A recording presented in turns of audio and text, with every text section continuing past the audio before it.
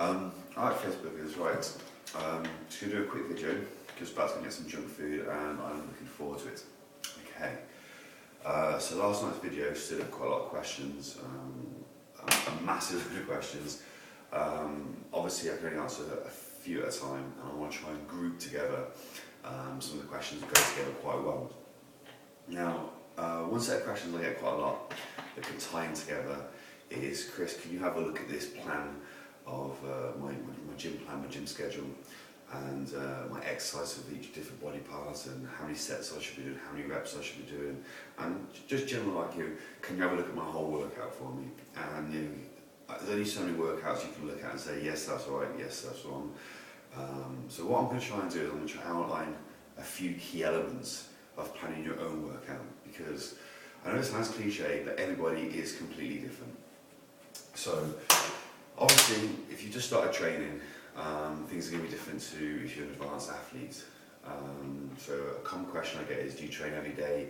Do you train every other day? Or do you split your body parts up into 6, 7, whatever?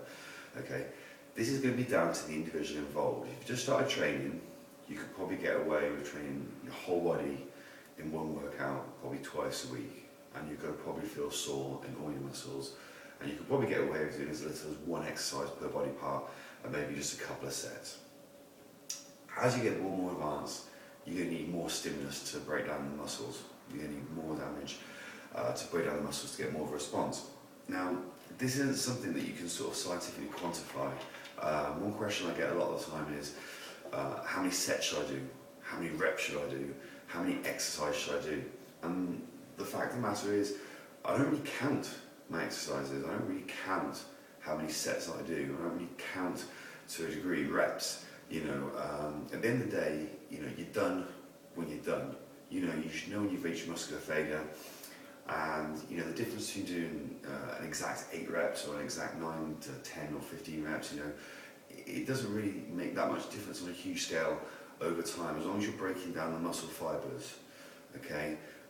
Obviously, different exercises are suited for different rep ranges, and so different muscles, like the calves, for instance, are more suited to high reps than, say, the chest is. Okay.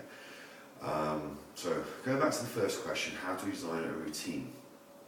Let's say that we've gone past the first initial stage of our workouts, and we no longer train our body all together as one autonomous unit, and we're splitting it up into parts.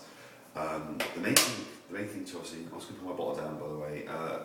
Also, I got this question yesterday in my last video.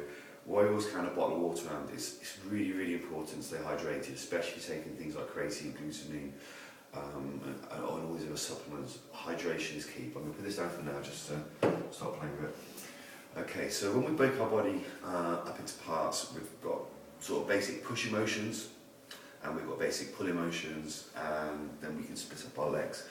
Now, whether or not you train your legs as one part, whole legs in one day, or if you do quads one day and your hamstrings another day and calves another day, that's down to you and how much time you have to spend at the gym.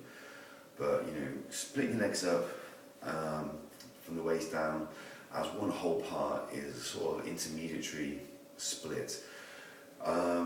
Chest muscles, pushing muscles, obviously, is another good split to split your body up. Now, obviously, if you're going to do your shoulders, compound movements for your shoulders, pushing motions like this, they're also going to involve your triceps, the same as your chest. So already we can see a conflict here. You can't really train your shoulders the day after your chest. You're going to need to wait until your triceps have healed before you can sort of train your shoulders. Likewise, you might have a day where you feel that your shoulders are a bit tight on the front of your delts and you can't really do much bench pressing. So again, the other way around, you have to sort of almost feel your body. Do you feel ready for a workout?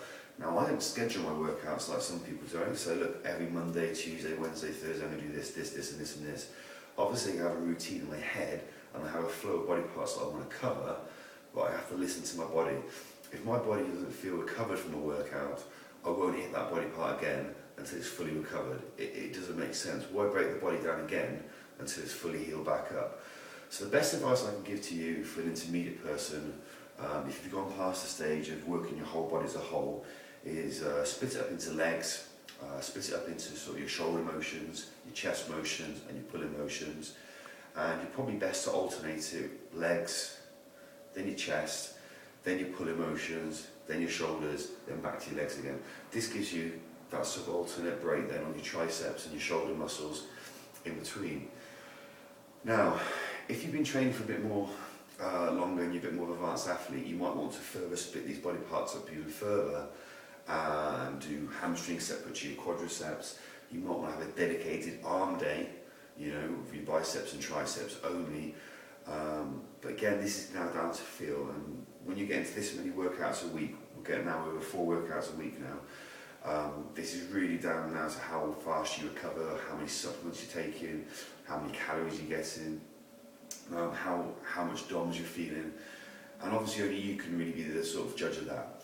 Now, what I would say is your triceps get a lot of work on chest days and shoulder days anyway. It's very rare that you ever really find that you need to work your triceps a second time dedicated in the week, just because they get so much on the shoulders and chest days. Biceps is another story. Biceps, if you really want to do biceps, you could probably tag them onto the end of your chest workout. But remember, if your biceps are still fatigued by the time you get to your back workouts, you're going to find that you can't really pull as much weight as what you should. Now, I say, going back to last night's video, you shouldn't really be using your biceps too much on all of the back exercises, and you should be using your back. However, towards the end of the sets, you know, those last 2 or 3 reps, you will be using your biceps a little bit more just to overload your back. Okay, so just bear that in mind. Like Sean said in last night's video, try and use your hands as hooks. Try and keep your forearms and biceps out of most things and really pull your back. Now, going back to what we were saying about exercises and how many sets, etc. Again, this is down to you. Only you know when your muscles reach failure.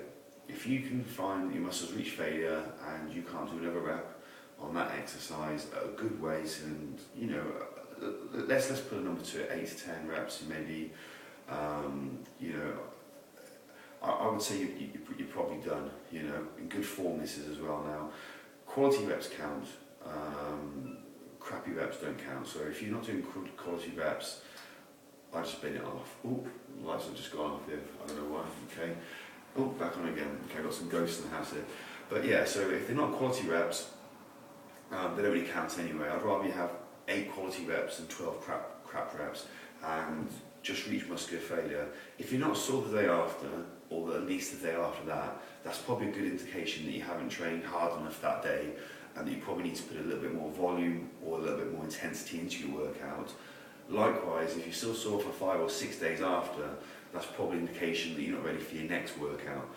And that's really all I can really give you guys. I can't really sort of give everyone a set cookie cutter plan routine of, you know, how to train, because you should listen to your body and how your body responds to exercises. You know, as long as you're feeling the muscles when you work out, and you know you're really isolating them, and you can feel it in the muscle you're working, and the secondary muscles that, you know, are not really getting the burn as much as the primary muscles you're trying to work. I.e., so when you're working your chest, you know, you squeeze your chest, you squeeze it together. You don't just go for the power of the reps.